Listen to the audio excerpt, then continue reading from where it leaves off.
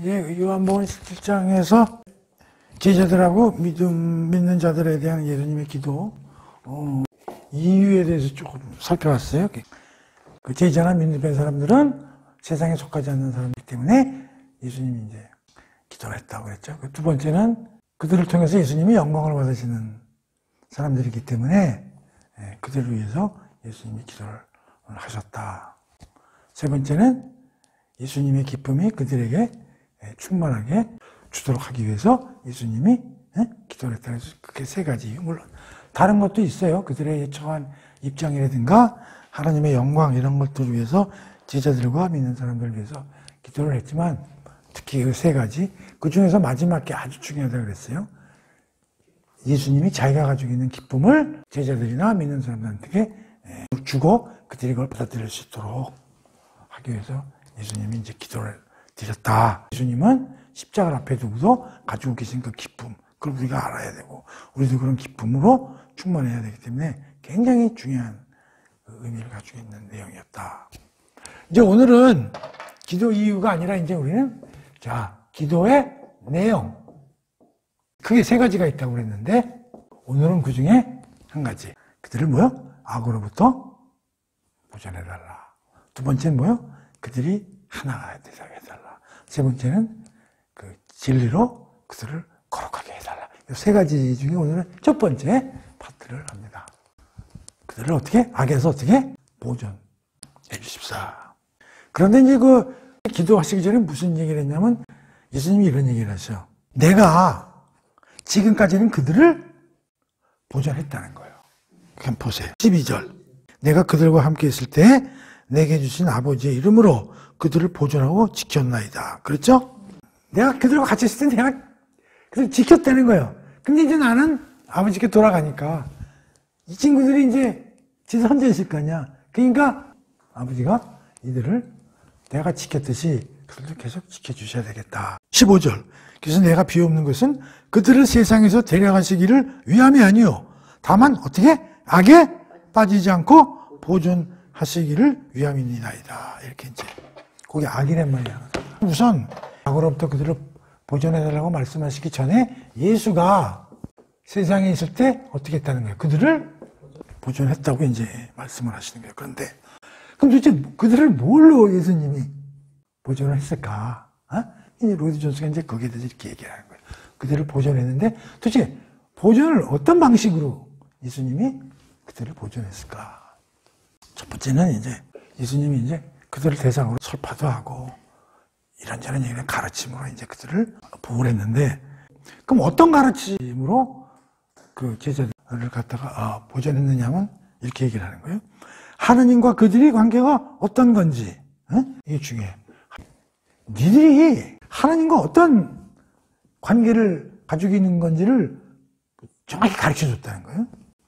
그러니까 우리도 하나님과 어떤 관계에 있는지를 정확히 알아야 되는데 그게 사실 예수님이나 하나님이 알려주지 않으면 우리는 잘 모르는 거지. 그래서 창세기 우리 1장에서 11장이 공부가 그렇게 중요한 게 뭐냐면 그 관계를 정확히 처음부터 알려면 그 공부를 해야 되는 거란 말이에요. 그러니까 하나님과 그들의 관계가 어떠한지를 우선 가르쳤고 그래서 그리스도인의 삶의 본질이 무엇인지 어떻게 사는 게 그게 하나님과의 관계에서 올바른지를 예수님이 제자들을 통해서 가르쳤다. 그러니까 가장 중요한 게 제일 먼저 알아야 되는 게 뭐야? 하나님과 우리의 관계. 그러니까 우리도 내가 하나님과 어떤 관계에서 시작했고 지금 어떤 관계에 있고 이런 걸 우리가 정확히 알아야 되는데 사실 그게 알기가 우리 이제 쉽게 알지만 우리는 하나님의 기쁨과 영광을 위해서 만들어졌잖아요. 그런데 에덴 동산에서의 하나님이 말씀하시는 걸 우리가 어겼잖아. 그렇죠? 그래서 하나님과 등지고 쫓겨나고 이런 그 관계를 알아야 되는데 그걸 이제 누군가 알려주지 않으면 우리가 알 수가 없는 거지. 그래서 이제 이런 걸 이제 가르쳐 주셨다는 거예요. 그래서 이제 이런 걸 예를 들면 이제 우리 아직 공부 안 했지만 마태복음 같은 데 보면 이제 산상설교 같은 걸 이제 하세요. 거기 보면 이제 예수님이 오셔서 첫 번째 제자들과 사람들 앞에 놓고 쫙 설파하시는 그런 내용을 우리 산상설교다 그래. 여기서 산상은 산에서 이렇게 말씀하셨다고 해서 산상설교라고 그러고 거기 보면 이제 우리가 팔복이나 이런 걸 이제 예수님이 얘기하시는데 이건 우리가 아직 마태복음 공부를 안 했기 때문에. 그러나 장래 우리가 어떤 공부할 그런 시간이 있을 거예요. 그러나 이런 걸 통해서 도대체 그리스도인이 뭐고, 어떤 부류의 사람이고, 그래서 어떻게 살아야 되고, 이런 거를 쭉 제자들을 그 3년 반 동안 데리고 다니면서 쭉 이제 가르치셨다. 그런 얘기예요. 두 번째는 세상의 교활함. 그것뿐만이 아니라 이 세상이 도대체 어떤 상황이고, 이런 거에 대해서도 예수님이 다 가르치셨다는 거지. 그 다음에 죄와 육신의 관계에 대해서. 도대체 죄가 뭐고, 우리 육신은 도대체 어떻게 만들어졌는지 당초에. 근데 지금 어떤 상태인지 이런 거에 대해서 예수님이 제자들에게 가르치셨다는 거지. 그리고 도대체 이 세상은 왜 이 모양으로 돌아가고 있는지. 그런 거를 이제 가르치셨다는 거지. 그 다음에 이제 네 번째는 특히 마귀, 사탄. 영적 존재들이죠. 마귀와 사탄이 도대체 누구고, 어떻게 그들이 우리에게 와서 무슨 짓을 했고, 현재 어떤 일을 벌이고, 이런 것들에 대해서 예수님이 그 제자들한테 가르쳤다는 거예요. 다섯 번째는 제자들에게 여러 가지 세상에서의 난제와 위험에 어떻게 대처를 해야 되는지 그런 것도 가르쳤다는 거예요. 그 누가복음 10장 17절에서 20절까지 참고로 뭐 어떤 내용이 있는지 한번 봅시다. 70인이 기뻐하며 돌아와 이르되 주여 주의 이름이면 귀신들도 우리에게 행복하다이다. 예수께서 이르시되 사탄이 하늘로부터 번개같이 떨어지는 것을 내가 보았노라. 내가 너희에게 뱀과 전갈을 밟으며 원수의 모든 능력을 제어할 권능을 주었으니 너희를 해칠 자가 결코 없으리라. 그러나 귀신들이 너희에게 항복하는 것으로 기뻐하지 말고 너의 이름이 하늘에 기록된 것으로 기뻐하라 하시니라. 이게 뭐냐면 예수님이 이제 제자들을 어느 정도 가르치신 다음에 파송을 보내 이렇게 이스라엘 전역에. 그래서 이제 전도하라고. 근데 이들이 가면서 굉장히 신령한 어떤 힘을 이제 얻어가지고 가. 그래가지고 이들이 귀신도 쫓고 그래요. 이 제자들이. 그렇더니 그들이 와서 예수님한테 막 자랑하는 거야. 예수님 가서 우리가 그런 일도 했어요. 이렇게. 그랬더니 예수님이 뭐라 그러냐면 니들이 귀신 쫓은 걸로 만족하지 마라 이거야. 뭐라 그래? 너의 이름이 하늘에 기록된 것으로 기뻐하라. 이게 뭐냐? 야, 그거 귀신 좀 쫓은 거 가지고 그거 신기해가지고 뭐 날뛰고 와서 자랑하는데 그런 게 중요한 게 아니라 너희들이 하나님 생명책에 이름이 써있다는 그 의미가 뭔지, 그럼 어떻게 살아야 돼? 이런 걸 잘 이해를 하고 앞으로 삶을 대처해 나가는 게 중요한 거지. 그 귀신 하나 쫓았다고 말이지 그렇게 호들갑대고 이러면 안 된다. 이제 그런 얘기예요. 그 다음에 이제 그들이 잘못하면 그들을 책망하고 징계하심으로써 그들이 방황하거나 그 배회하지 않도록 예수님이 이제 그들을 이제 관리를 하셨다는 거지. 그래서 이것도 히브리서 12장 6절에 어떤 내용이 있는지 한번 봅시다. 주께서는 사랑하시는 자를 징계하시고 그가 받아들이시는 아들마다 채찍질 하심이라 하였으니. 그러니까 예수님이 뭐 자세히 이제 서술은 안 돼 있지만 보면 제자들에게 뭐 잘못하면 예산도 치시고 하지 말라고 하시고 이런 일들을 이제 하셨다는 거죠.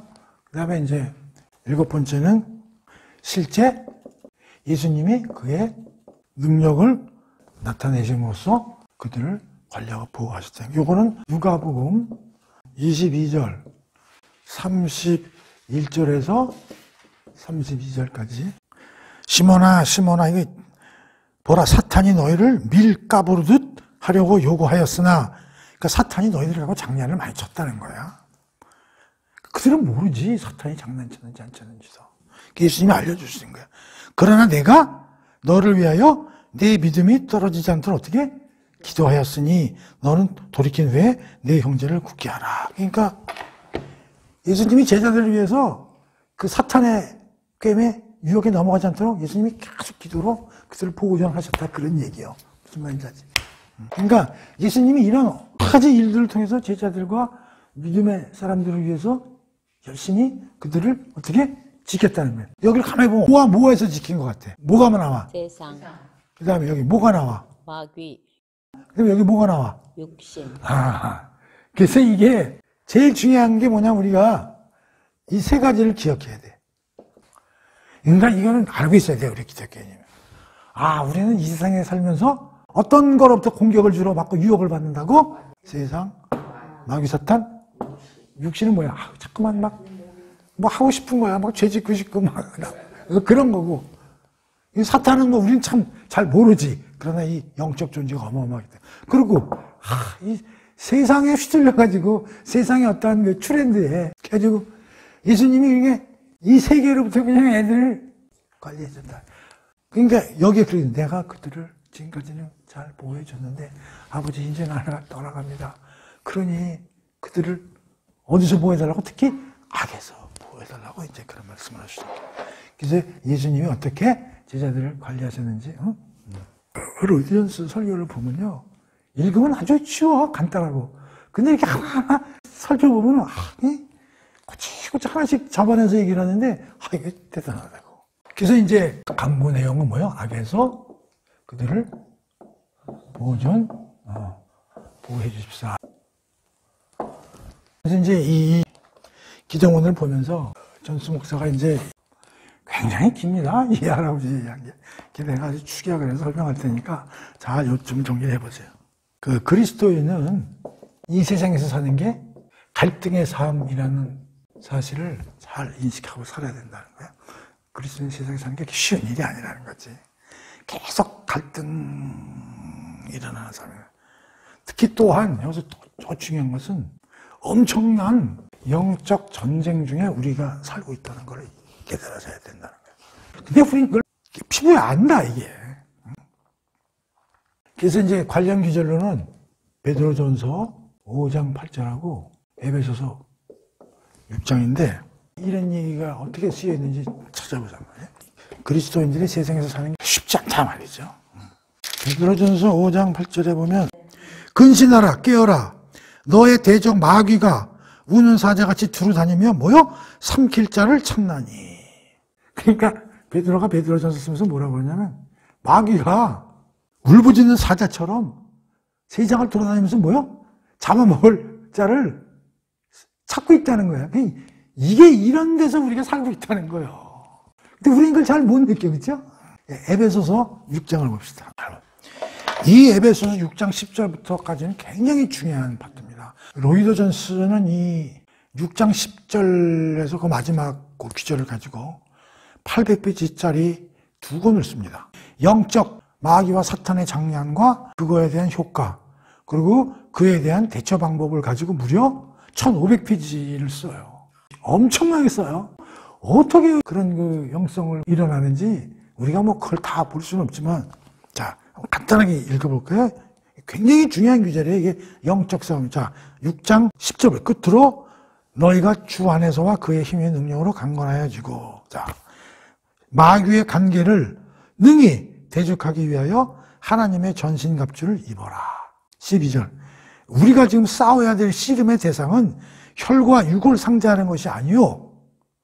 통치자들과 권세들과 이 어둠의 세상 주관자들과 하늘에 있는 악의 영들을 상대함이라.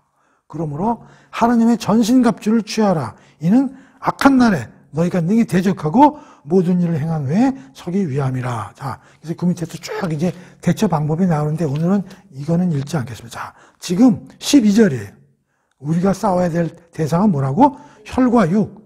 그런 게 아니라 통치자들, 권세들, 이 어둠의 세상 주관자들, 하늘의 악한 영들이 우리의 상대자들이라는 거예요. 그렇기 때문에 하느님한테 예수님이 그거 부탁을 하는 거예요. 이들을 악에서 구해달라. 이 악은 크게 보면 사탄의 영향에서 보호해달라고 그러지만 앞에서 봤지만 세 가지. 세상, 육신, 사탄. 세상 육신이 이제 공부를 하겠지만 뭐냐면 세상 육신은 누가 지금 좌우하고 있는 거야? 사탄이 조종하고 있다. 그 얘기야. 여기 보세요. 12절에 보면 통치자들과 권세들, 이게 세상에서 힘쓰는 사람들 아니야. 통치자들은 무슨 권력을 가진 사람들이라든가 또는 어떤 기업의 장들이라든가 이런 것들 아니야. 그 다음에 권세가들, 그 다음에 어둠의 세상 주관자들, 하늘에 있는 양, 이것들이 다 뭐냐면 사탄이 관리하는 그런 부류라는 거지. 그리스도인들은 살기가 쉽지 않다는 사실을 알아야 되고, 특히 엄청나게 지금 영적 전쟁 중에 있음을 우리가 깨달아야 된다. 그런 얘기예요. 결론적으로 그리스도인은 영적 전투 상황을 인식해야 된다. 근데 우리가 이걸 인식하는 사람이 누가 있어요? 거의 눈에 안 보이잖아요. 그러니까 그걸 이해를 못하죠. 근데 그리스도는 반드시 이걸 인식해야 된다는 거예요. 근데 이런 얘기를 일반인들한테 하면 일반인들이 뭐래? 우리 보고 귀신 들렸다고 그러는지 그렇죠? 그런 거야. 자, 그래서 우리는 연약함과 마귀의 힘을 알고 있어야 한다. 왜? 그래야 보호받을 필요성을 느끼기 때문이다.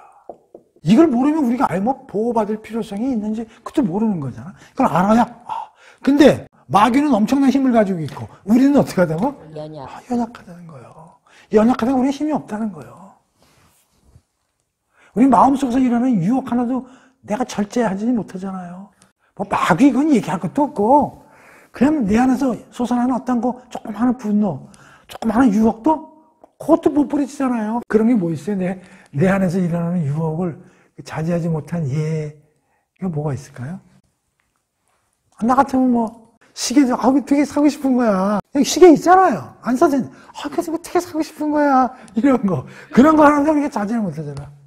그것도 알고 죄의 습성이 우리 것이 야 괜찮아 사. 너 그 정도는 능력 있잖아.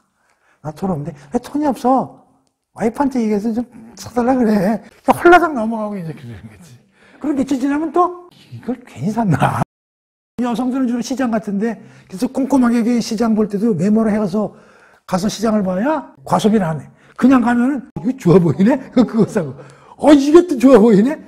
전혀 이건 사고 싶지 않았는데 눈으로 보니까 사고 싶은 거야. 특히 백화점에 오늘 그냥 뭐 스타킹 하나 사러 가야지 갔다가 짠! 뭐 기가 막힌 코트가 하나 보이는 거야. 얼마야 그랬더니 1,000만 원이야. 4만 원, 4만 원. 질르죠? 이런 거지. 우리는 그렇게 연약하대. 마귀의 힘은 엄청나게 강하고. 그렇기 때문에 기도하고 부탁해야 되는. 그걸 알고 예수님이 미리 하나님한테 부탁하는 거야. 그래서 우리를 기습하여 공격하려고 애쓰는 세력. 그래서 이게 세력으로 표현한다. 로이 존스는 그런 세력이 있다는 거예요. 그런데 이 세력에는 크게 세상과 마귀와 육신. 이걸 세력으로 표현한다고. 조폭 세력이라는 거지. 그러니까 인식해야 된다는 거예요. 영적 싸움 속에 있다는 걸 우리가 알아야 된다는 거지. 이 모든 세상, 우리 몸 다 사탄에게 좀 다 지배받고 있다는 얘기야. 그래서 이제 그 세상이라는 단어가 기도문에 많이 나와요. 11절에서 15절 쭉 읽어보면 우리는 세상에 속하지 아니하였으니 그래서 이 세상이라는 뜻은 어떤 물리적인 그런 세계가 아니고 뭐요? 세상의 생각이나 어떤 사고방식, 그들이 가지고 있는 이념, 체제 등등 이런 걸 이제 우리가 보통 다 세상이라는 말로 이제 표현 이제 한 거예요. 근데 우리는 그러잖아. 세상의 트렌드를 알아야 됩니다. 세상의 트렌드를 모르면 뒤떨어진 사람들이다. 우리는 그런 거 많이 하잖아. 세상의 트렌드. 내년에는 어떻게 되고 그런 거 알아야 된다고. 세상의 트렌드 누가 만들어가? 사탄이 만들어가는 거야. 그러니까 우리가 그냥 휘말리는 거지. 패션쇼하고 그러잖아요. 예를 들면 내년도에 패션의 트렌드는 어떻다. 그래서 파리 무슨 이런 데 가가지고 패션쇼 참석해가지고 또 디자이너들은 그거 보고서 와가지고 또 여기 공장에서 만들어가지고 또 팔고. 패션이 좋은 게 아니에요. 사람들이 잘 몰라서 그러는데. 패션 쫓아가다가 다리 찢어지지. 그래서 성경은 하나님을 대적하는 세력과 힘들을 세상으로 묘사한다는 거예요. 오케이? 그러니까 성경에 나오는 세상 그러면 하늘 땅을 뜻하는 게 아니라 하나님과 대적하는 세력이나 힘들을 총칭해서 세상이라는 말로 쓴다. 그런데 이 세상 안에서 누가 왕노릇을 하냐면 사탄이 왕노릇을 하고 있다. 그래서 에베소서 지금 6장 12절에 본 것 같이 공중의 권세 잡은 자들, 세력가들 이런 것들이 다 뭐요? 세상이라는 단어에 숨어있는 다 얘기들이라는 거죠. 그러니까 우리 세상 육신을 다 이렇게 생각하면 사탄이 갖고 노는 것이구나 이렇게 생각합니다. 그러고 나서 세상은 그리스도인을 미워한다고 지난 시간에도 한번 얘기했어요. 예수님이 그랬지. 너희를 세상이 미워하는 거는 나를 미워하기 때문에 너희를 미워하는 거다. 그런 얘기를 했죠. 근데 세상이 그리스도인을 미워하는 이유가 뭘까요?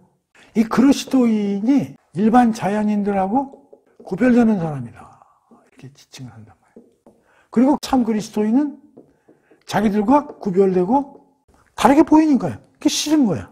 특히 뭘 싫어하냐면 예수님의 십자가의 피, 이걸 제일 싫어하는 거예요. 그들은 뭘 좋아하냐면 예수님은 사랑해, 예수님. 그건 좋아해. 없는 사람들을 뭐 도와주고 또 병든 자들 고쳐주고 그런 예수는 되게 좋아하는데 뭘 싫어하냐면 정작 십자가의 피. 왜 그럴까요? 예수님이 피에 흘리는 건 뭐 때문에 흘린 거예요?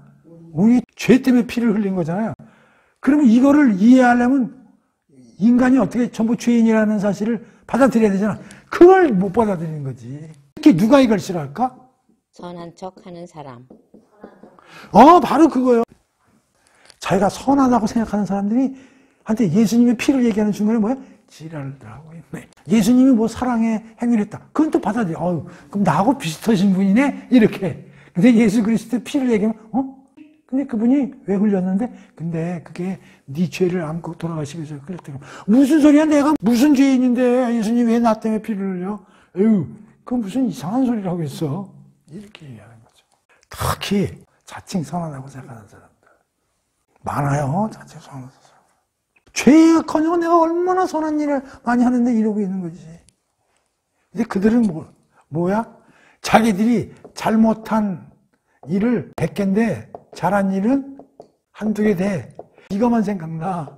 그래서 우리가 그 앞 시간에 배웠죠. 성령님이 검사 역할을 한다 그랬죠. 그래서 성령이 내려오시면 뭐 때문에 내려오신다고 해서 1. 우리의 죄에 대하여. 2. 우리의 불의에 대하여. 우리가 정죄여 심판에 대하여. 이거 기억 안 나요? 봅시다. 그게 어디 나오나. 16장 8절. 그가 와서 죄에 대하여 의에 대하여 심판에 대하여 세상을 뭐요? 책망하시리라. 죄는 뭐요? 니들 하나님을 버린 게 죄야. 그리고 의에 대하여 니가 예수님을 죽인 게 그 불의의 그거야. 잘못된 거야. 그리고 너희는 이미 심판받고 있는 거야. 라고 세상을 책망하리라. 그래서 얘가 뭐라 그랬어? 예수님이 와서 우리에게는 변호사 역할을 하지만 세상에 대해서는 검사 역할을 하는 거라고 우리가 공부를 했잖아요. 한 번 들어가지 안 되고. 그리고 성경을 제대로 하려면 조용히 앉아서 계속 성경을 놓고 묵상하는 시간을 가져야지 이미자 동백 아가씨 듯이 들어가지고는 그래서 듣는 게 낫지요. 특히 선한 사람들이 예수님을 더 미워한다는 거, 이걸 우리가. 그리고 또한 예수님이 세상뿐만이 아니라 뭐요? 악에서, 악이란 말이 이제 덮쳐진 악에서도 우리를 보호해달라고 기도를 하신 거죠. 그래서 사실은 이 세상 속에는 누가 있냐면 세상 신이 존재한다는 거예요. 이게 마귀야. 지금 세상의 신이 누구야? 돈이잖아요. 지금 세상에서 지금 신적인 존재 노릇하는 게 뭐예요? 돈이잖아요. 옛날엔 권력이었지만 지금 뭐예요? 그럼 돈이 곧 뭐라는 거예요? 그렇지. 이렇게 되는 거예요. 근데도 매일 돈 싣고 있잖아. 마귀하고 노는 거야, 맨날. 그렇다고 무슨 돈을 포기하는 얘기는 아니지만 이런 걸 인식을 하고 살아가는 거야. 세상을 지배하는 걸 우리는 세상신이라고도 얘기를 해. 그럼 오늘날 세상신이 뭐냐? 딱 한마디만 얘기하자, 그러면. 돈이야. 좀 몇 개 얘기하자면 섹스, 머니, 파워, 명예. 그거야. 섹스, 놀고, 머니, 돈, 파워. 그 권력 국회의원 돼보려고. 그 다음에 뭐야? 명예. 동장짜리라도 하나 해보려고. 동창회도 그냥 무슨 어디 하나, 부회장이라도. 그 중에 대표가 뭐야? 돈. 돈이 뭐야? 마귀예요, 마귀. 돈이 이미 세상 신의 자리에 오른 건 오래됐어요. 옛날엔 그래도 권력이 오히려 돈 위에 있었지. 요새는. 전부 국회의원 새끼들, 정치가들이 전부 되면 돈 빼돌라고. 지금 벌써 조사 엄청 받고 있잖아. 돈이야, 돈. 에이. 그래서 이제 그 마귀나 사탄의 이제 공격 방법에 대해서 17장과 관련해서는 로이드 존스가 좀 간략하게 얘기했는데 아까 얘기했지만 에베소서 6장 10절부터에 대해서는 마귀가 어떤 효과가 마귀가 우리를 어떻게 공격하고 그걸 1500페이지 썼다니까. 와, 진짜 대단한 사람이야. 내가 가볍게 마귀가 뭘 꼬투리를 잡고 공격하는지 자 봅시다. 우리의 교만을 통하여 사탄은 우리의 교만스러운 마음을 뚫고 우리한테 와서 일을 한다는 거야, 교만. 성경에 보면 교만을 뭐라 그래? 만악의 뭐라 그래? 뿌리다. 그러니까 제일 나쁜 게 교만이야, 교만. 모든 게 교만에서 나온 거야. 내가 잘났지. 뭐 돈 쓰고 펌 잡고. 교만. 그걸 귀신같이 이용하는 게 누구라고? 그래서 성경에는 뭐라고? 만악의 뿌리가 뭐예요? 교만이라. 두 번째는 자기 자신을 높이고 영화롭게 해야 된다는 인식을 하게 한다. 너 최고야, 네가. 인간은 만물의 영장하냐. 그리고 너는 특히 그 중에서 더 잘난 부류에 속하는 사람이야. 그러니까 너 자랑해도 돼. 어? 이거야. 우리 서점에 가면 전부 이거 아니야. 자기 자신의 저를 높이는 법. 이거 가지고 사탄이 교묘하게 이용한다는 거지. 이 얘기는 다시 말하면 성령 하나님이나 하나님이 필요 없다는 거야. 네가 얼마든지 너 혼자 할 수 있는데 뭐 되지도 않는 이런 게 필요하냐 이런 얘기지. 그래가지고 육신적이고 거짓되고 과격한 열심. 되게 웃겨. 과격한 열심을 부리도록 우리를 충동질하는 거죠. 특히 그 과도적인 뭐가 잘한다면요 지가 뭐 대단한 건 그냥 나서서 뭐 이런 사람들 있잖아. 어느 조직에 가든지 이 과격한 열성분자들이 있잖아요. 그 다음에 하나님보다 먼저 가게 하는 방식으로 우리 유혹한다. 이게 뭐냐? 하나님의 시간과 때가 있는데 이거를 참지 못하고 인내 못하고 앞서가는 거야. 이거에 대한 예가 뭐예요? 아브라함, 하나님이 너 아들 줄게 그랬는데 못 참고 먼저 일을 저질러 가지고 이스마엘 탄생하고 이런 거예요. 그러니까 하나님의 때와 시간을 참고 기다리고 기도로 그냥 앞서 나가는 거예요. 그냥. 그러니까 이거 뭐냐면 우리의 아이디어와 방식을 쫓는 거죠. 하나님한테 물을 거 없어. 내가 보니까 지금이 타임이야. 이런 거죠. 이제 하나님의 시간과 때를 아는 게 굉장히 중요해요. 근데 이거 알기가 어렵지. 그 다음에 절망감이나 의심으로 가득 채운다. 어떤 때는 절망감이나 의심으로 우리를 완전히 나락으로 떨어뜨린다는 거예요. 난 이게 굉장히 중요하다고 보는데요. 이게 앞에서 얘기한 교만하고 이게 매칭이 되는데요. 그리스도인들은 교만이라는 단어와 절망이라는 단어를 없애야 됩니다. 잘 나간다고 교만해서는 안 되고 어렵다고 절대 절망해서는 안 돼. 사탄이 하는 것 중에 가장 중요한 게 뭐냐면 절망에 빠뜨려서 완전히 사람을 죽여버리는 거야. 그래 안 되지 너. 그래 너는 안 돼 이 새끼야. 재수가 없는 놈이야. 그래서 어떻게 돼? 자살하게 만들고 우울증에 만들고 하는 게. 그러니까 사탄은 양극이야. 위에 올라가는 놈은 여기서 망하게 하고 내려오는 놈은 더 내려와서 여기서 망하게 해야 돼. 이게 교만을 이용하는 거고 이게 절망을 이용하는 거야. 절대 기독교인은 교만과 절망이라는 단어 자체를 머릿속에서 없애야 돼. 아무리 힘들어도 절망하면 안 돼. 우리가 얘기했지. 왜 절망하면 안 돼? 예수님 자체가 말구에서 태어나서 십자가에서 죽었잖아. 나는 그거보다 낫다고 사실. 근데 왜 절망을 해? 예수님이 그러고서 하늘 보좌 우측에 앉아있어 영광을 누리시는데. 그래서 이게 유명한 구절이 있죠? 야고보서예요. 내가 제일 좋아하는. 이 얘기가 나왔으니까 야고보서를 한번 찾아봅시다. 1장 9절 10절. 낮은 형제는 자기 높음을 자랑하고 부한 자는 자기 낮아짐을 자랑할 것이니. 이게 무슨 말이야? 부자, 돈 많은 사람은 교만하지 말고 네가 낮아짐을 자랑하라는 거야. 네가 그걸 가지고 다른 사람을 도와줄 수 있는 그걸 자랑하라는 거야.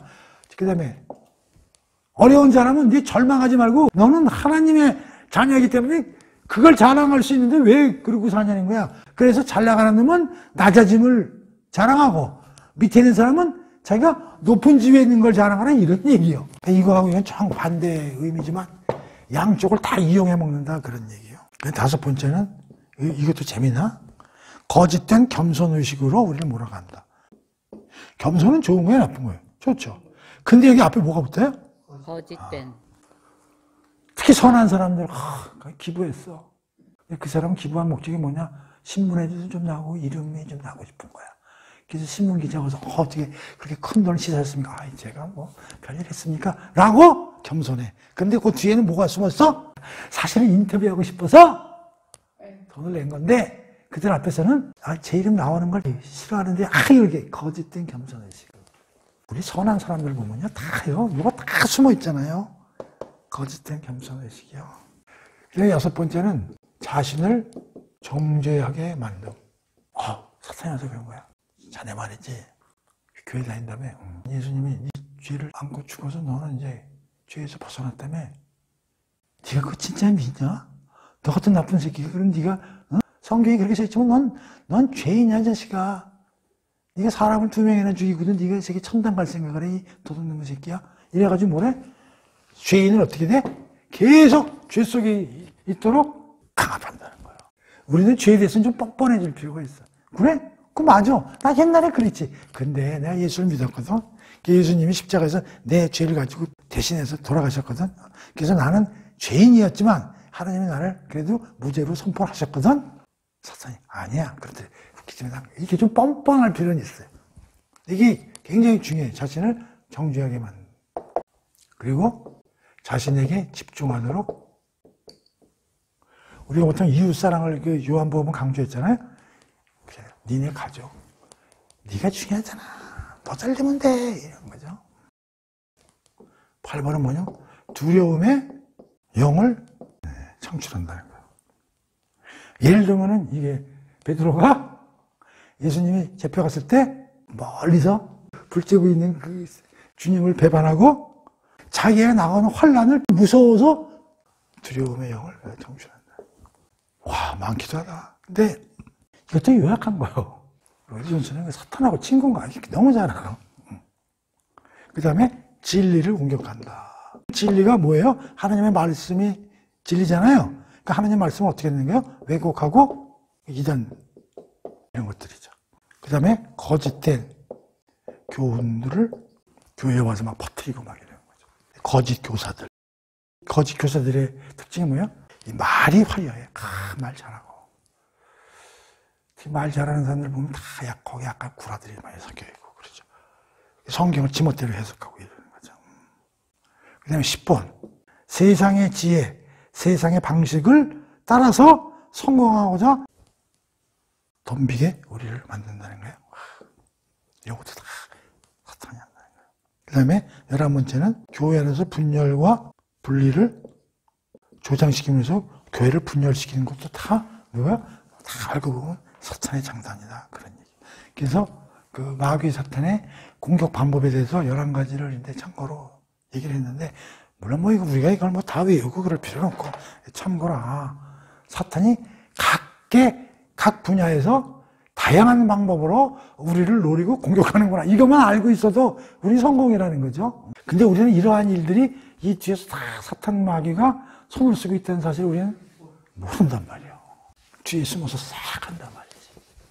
예수님이 이걸 너무 잘 아시기 때문에 하나님한테 그들을 악에서 구하옵소서. 제가 있으면 제가 막을 수 있는데 제가 이제 안 있지 않습니까? 그래서 결론 맺는다면 세상, 육신, 마귀에서 구원받을 수 있도록 예수님이 기도하셨어요.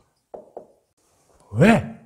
마귀의 술책과 교활함을 너무 잘 아십니다. 그래서 하나님께 악에서 보존하여 주십시오라고 예수님이 기도하신 목적이라고. 오케이? 지금 요 파트만 가지고 한 5개에서 6편에 걸쳐서 요즘 설교를 합니다. 내가 이걸 압축해서 나 힘들어요. 나 이거 압축하기 위해서. 그 다음에 근데 여기서 또 중요한 거 하나를 이제 로이드 존슨이 또 공부를 해야 된다고 얘기하는데, 이거 굉장히 재밌는 얘기예요. 자, 15절이 중요해요. 15절. 그래서 내가 하나님께 기도하는 것은 그들을 세상에서 데려가시기를 위함이 아니요 다만 악에 빠지지 않게 보존하시기를. 우리가 악에 빠지지 않게 보존하는 거에 대해서는 우리가 공부를 했는데, 그 앞에 뭐가? 세상에서 데려가시기를 위함이 아니다. 얘기를 하신다고. 자, 이게 굉장히 중요한 얘기인데, 예수님 애들 데려가면 되잖아. 뭐 이렇게 힘들게 무슨 기도를 할 게 뭐 있어. 예수님이 가시는데, 야, 저보고 같이 가자. 같이 가면 되잖아. 왜 이렇게 살기 싫은 세상 육신 사탄의 구덩이에 남겨놓고 예수님 혼자 가냐고. 그 기도는 왜 해? 아버지, 내가 가는데요, 얘네들 전부 데리고 가게 해주세요. 그럼 끝이냐? 로준수도 보면 굉장히 바울이하고 비슷해. 그 하나를 지나치는 법이 없어. 그럼 도대체 예수님이 왜 그들을 세상에다 남겨놓고, 그러잖아. 세상에서 데려가기를 기도하는 게 아니라잖아. 예수님도 이상하셔. 그렇게 우리 사랑하신다며. 같이 가주지. 혼자만 가. 같이 가면 얼마나 편해. 여기서 안 믿는 놈들끼리 세상에서 발발 살라고 내버려두고 우리는 싹 같이 가면 되지. 그 이유가 뭘까? 그 얘기요. 우리를 왜 세상에 남겨놓으려고 하시는가? 왜 안 데리고 가냐 말이야. 왜 갈등 속에 살도록 하시는가? 왜 예수님은 수천 년 만에 내려오셨는가? 그리고 왜 예수님의 초림과 지금 재림 사이의 시간이 왜 이렇게 오래 걸리는가? 빨리빨리 오셔서 해결하고 죽이려면 죽이고 살리면 살리고 빨리빨리 해결하지. 뭐 이렇게 시간을 오래 끄냐 이거야. 예수님 지금 돌아가신 지 2000년이 넘었는데도 재림은 뭐 언제 올지 아무도 모르고 성경 보면 하나님만 아신다고 도대체 공간인지 아닌지도 모르겠고 막 이러는 거죠. 로이드 존스가 이제 뭐라고 설명하는지 공부를 해봅시다. 이것이 하나님의 방식이다. 하나님 일하는 방식인데 어쩔 거예요 이거를. 그러면서 뭐라고 그러냐면 묻지 말라. 왜? 하나님의 방식은 항상 언제나 옳기 때문이다. 항상 바르고 완전하고 우리는 이렇게 하고 싶어. 왜 이러시냐 이거야. 근데 하나님이 그럼 너보다 그러면 IQ가 낮냐 이거야. 성경에 뭐 하나님의 지혜는 끝이 없다고 그랬잖아. 근데 네가 지금 IQ 한 120 되는 걸로 지금 하나님의 일하는 방식에 대해서 지금 악유하는 거야 지금. 묻지 말라는 거예요. 하나님의 방식은 언제나 옳다는 거예요. 하나님 보시기에 이 방식이 옳으니까 이렇게 하시는 거지. 네가 보기엔 틀리지만 하나님은 그렇게 옳다고 생각해서 이렇게 하시는데 따지지 말라는 거예요. 그러면서 그렇더라도 한번 속셈을 한번 생각해보자 이거야. 이 하나님의 속셈을 추론해보자 이런 얘기지. 그러면서 무슨 얘기를 하냐면 나 세상에서 살기 싫어 날 데려가 주세요 하는 기도가 성경에 세 군데 나온다는 거야. 모세, 그 다음에 엘리야, 요나. 모세는 이제 시내산 위에서 이제 하나님께 십계명하고 성막 이제 설계도면 받아가지고 내려오니까 애들 뭐 난리 났잖아. 금송아지 만들어가지고 막 우상 숭배하고 파티하고 개판 칠 때 참 한심해가지고 하나님이 모세 불러서 야, 쟤들 때려 죽여야 되겠다. 그랬더니 모세가 무슨 소리 하십니까? 차라리 날 죽이시고 날 데려가세요. 쟤들을 막 이랬잖아. 근데 그 소원이 받아들여졌어요? 안 받아들였죠? 자, 엘리야. 우리가 다 알죠? 엘리야. 그 지독한 아합하고 이세벨의 하나님의 능력을 보여줬는데도 계속 잡으러 다니니까 하나님한테 물어요. 세상에 살기 싫어요? 세상에 남겨놓지 말고 데려가세요. 근데 하나님이 데려가세요? 안 데려가시죠? 요나. 요나를 불러가지고 니느웨에 거기 가가지고 쟤들 회개시키라고 가서 전화를 하니까 그 새끼들이 심판받아서 오늘 뒤져도 괜찮은 놈인데 뭘 가서 회개를 시키라고 날 이런 일을 시키세요? 나 그거 하기 싫어. 나 차라리 죽는 게 낫지. 나 하나님 말 그랬더니 하나님이 요나 죽여요? 안 죽이죠? 그러니까 이들이 다 뭐랬어? 나 이 세상 살기 싫으니까 빨리 데려가라고 그랬는데 하나님 말을 안 듣고 세상에 그냥 남겨놓으시죠? 이런 예를 이제 루준스가 듣는 거예요. 왜 그렇게 이들의 간청을 안 들어놓고 세상에 계속 남겨놓고 계신가? 그 속셈을 한번 들여다보자는 거예요. 우리가 뭐 정확히는 알 수는 없지만. 자, 1번. 다 데리고 가면 누가 세상 속에서 복음을 전하겠는가? 지난 시간에 배웠죠. 우린 예수님은 뭐요? 사자, 대표자, 서신이요. 그래서 예수님이 그랬잖아요. 내가 하나님 보내신 것 같이 내가 제자들도 보내니라. 그러니까 우리가 할 일이 있다는 거예요. 세상에서 하나님이 누구고 하나님의 영광이 어떤 거 이런 걸 근데 다 데려가면 그걸 누가 하냐 이런 얘기예요. 그리고 우리는 세상에 산상수훈에는 우리는 소금과 빛이 돼서 다른 사람들이 우리를 보고 하나님이 누군가 알고 영광됨을 알 수 있도록 역할을 해야 되는데 우리가 없으면 누가 이걸 하느냐 이런 얘기죠. 두 번째, 우리가 완전해지기 위한 과정이다. 거듭나고 나서 우리가 점진적인 변화가 이루어져야 하는 그런 시간이 필요하다 그런 얘기죠. 그래서 우리는 연단이 필요하다 그런 얘기죠. 자, 근데 사람들이 이걸 이해를 못하는 거예요. 하나님이 왜 이리 짓을 하냐. 빨리 데리고 가가지고 데리고 살면 되지. 잘 한번 봅시다. 하나님이 우리를 창조했어요. 창조하실 때 우리는 굉장히 피오했다고. 때도 안 먹고 지혜롭고 의롭고 거룩하게 만들어 놓으셨다고. 근데도 불구하고 사탄의 게임이 넘어서 하나님의 말씀을 거부했다고. 이게 우리의 실존이라고. 이 당시에는 지금보다 훨씬 피오했다고. 우린 지금 완전히 죄와 허물로 완전히 죽어있는데 이 당시에는 죽은 상태가 아닌데도 불구하고 이런 일이 벌렸다고.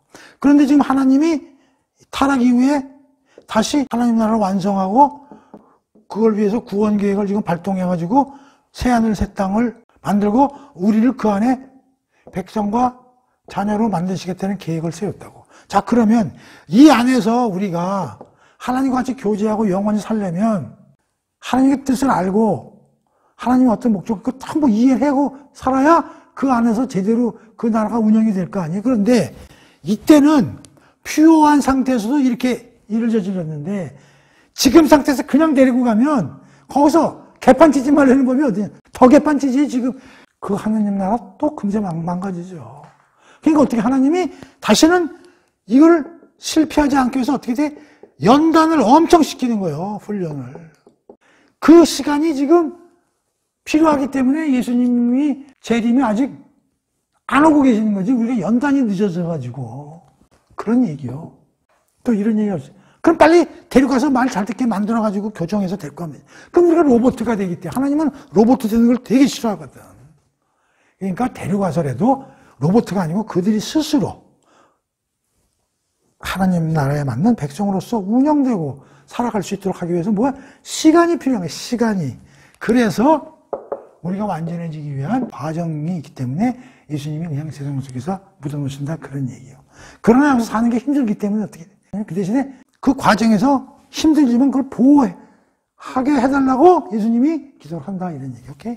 그 다음에 세 번째는 하나님 입장에서 이제 생각해 보면 첫 번째, 이 세상에서 하나님의 능력을 잘 나타내려면 자기 백성들을 이 세상에서 엄청난 공격과 갈등과 이런 어려움 속에서 이들을 잘 지켜내고 보호해 주시는 것 자체가 하나님의 능력을 온 만방에 알리는 하나의 방법이 된다 이런 얘기예요. 그러니까 어렵지만 그들을 하나님의 끝까지 보호하고 잘 유지함으로써 다른 사람이 볼 때 야 쟤네들 저렇게 살면서도 그래도 버티고 사는 거 보면 대단하다. 그게 하나님의 능력으로 쟤네들이 저렇게 그걸 견디고 극복하고 사는 거라는 것을 보여줌으로써 지금 그들을 데려오지 않으신다는 의미가 될 수도 있다. 또 그 다음에 하나님의 오래 참으심과 인내를 우리에게 보여주신다. 지금 믿는 자들 싹 데리고 가면은 나머지는 다 작살나는 거냐. 근데 아직 안 믿지만 그래도 믿을 놈들이 존재하거든.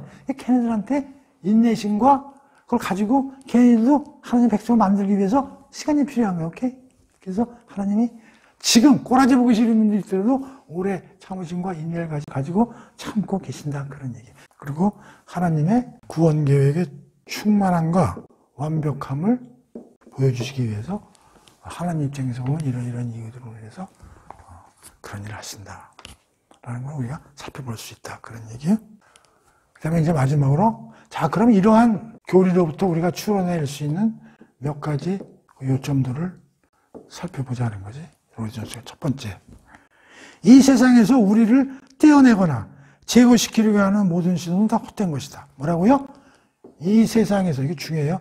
이 세상과 분리시키거나 또는 제거시키려는 모든 의도는 어떻게 된 거예요? 다 비성경적이고 하나님의 의도와 다른 것이다. 다시 말하면 자살한다든지 하나님이 여기서 살라고 내버려 두는데도 불구하고 스스로 자기가 이 세상을 떠나는 거냐. 이게 잘못된 거라는 거예요. 두 번째는 은둔주의. 분명히 예수님이 그들을 세상에 남겨놓고 간다 그랬잖아. 그들을 세상에서 벗어나게끔 기도한 게 아니잖아요. 근데 은둔주의는 뭐야? 스스로 세상과 뭐 하는 거예요? 결별하는 거잖아요. 은둔주의라는 건 산속에 들어가서 어떤 데서 자기들끼리 하나님 말씀 듣고 사는 게 은둔주의라고 그랬잖아요. 수도원 같은 거. 이게 비성경적이라는 거예요. 하나님은 세상 속에서 놔두고 나갔는데 이 세상 사람들하고 섞여서 못 살겠다는 거 아니야. 그러니까 죄가 외부에 있다는 거야. 세상 속에. 자기들은 깨끗하게 살 수 있다는 거예요. 다시 말하면 죄는 우리의 영혼 속에 있는 거지 어떤 환경이나 이런 데 있는 게 아닌데. 두 번째는 자기들 스스로 노력해서 자기들은 어떻게 된다? 정결하고 성결하게 될 수 있다고 생각하는 자들이야. 우리는 성결해지는 게 성경적이라면 성령 하나님의 일로 우리 깨끗해지고 성화되는 건데, 그들은 자기들끼리 모여서 스스로 자기들 노력으로 성화된다고 생각하는 사람들이기 때문에 비성경적이라는 거예요. 그러니까 은둔주의라는 걸 가만히 생각해 보면 되게 비성경적이라는 거예요. 무슨 말인지 알죠? 근데 우리가 교회사를 보면 은둔파들이 많았어요. 이건 비성경적입니다. 그러니까 성경적인 건 우리는 세상 속에서 버티고 살아야 돼. 예수님이 예루살렘 한복판에서 죽었잖아. 우리는 말하면 광화문 네거리에서 십자가에서 죽었다고. 그러니까 우리 그리스도인들은 과감하게 세상 속에서 살아야 돼. 그래서 내가 좋아하는 게 뭐야? 우리는 무슨 역할을 해야 된다고? 쇠빙선. 이 쇠빙선이 무슨 뜻이냐면 빙의 얼음이거든요. 그러니까 저 북극에 가면은 바다가 얼어가지고 고기를 못 잡아요. 근데 그 쇠빙선은 뭐냐면 앞에 이게 달려가지고 얼음을 막 깨면서. 그러니까 우리가 세상 속에서 아까도 우리가 앞에서 배웠지만 그 세상 육신 마귀의 공격을 우리가 성령을 힘으로 그거를 뚫으면서 살라고 우리를 내버려 둔 것이지, 야, 니네 여기 구석에 가서 니들끼리 깨끗하게 살아. 그게 아니거든. 그 다음에 네 번째. 하나님의 방식은 우리를 난제와 시련에서 벗어나게 하거나 피하게 하는 것이 아니다.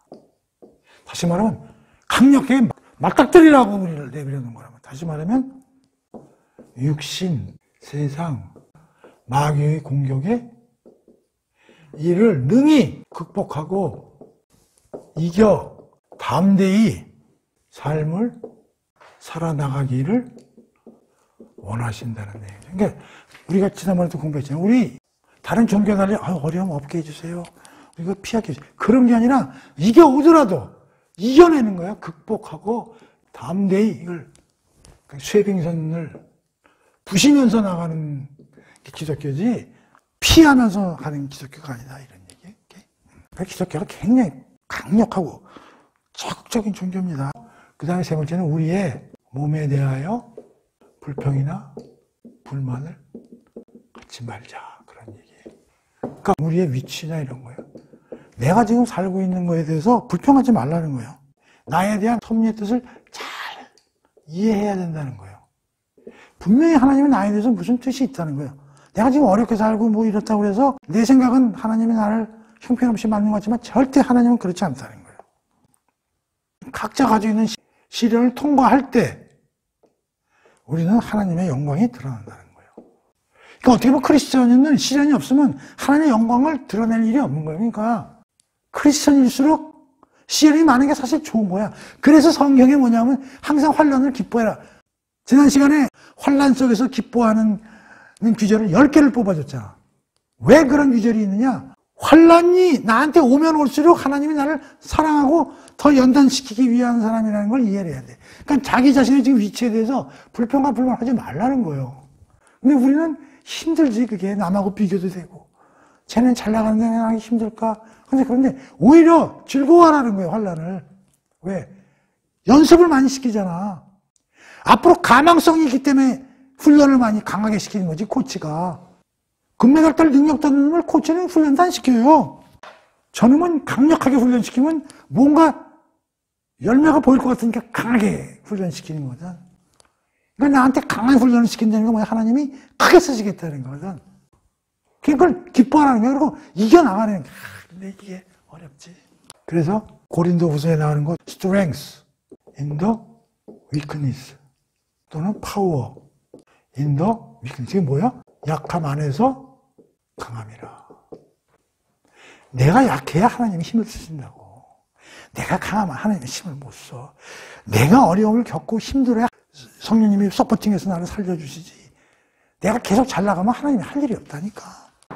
그래서 난 이걸 진짜 그리스도인은 하나님이 시련을 많이 주시겠구나. 또 이런 생각도 들어. 훈련을 강하게 시키시겠구나.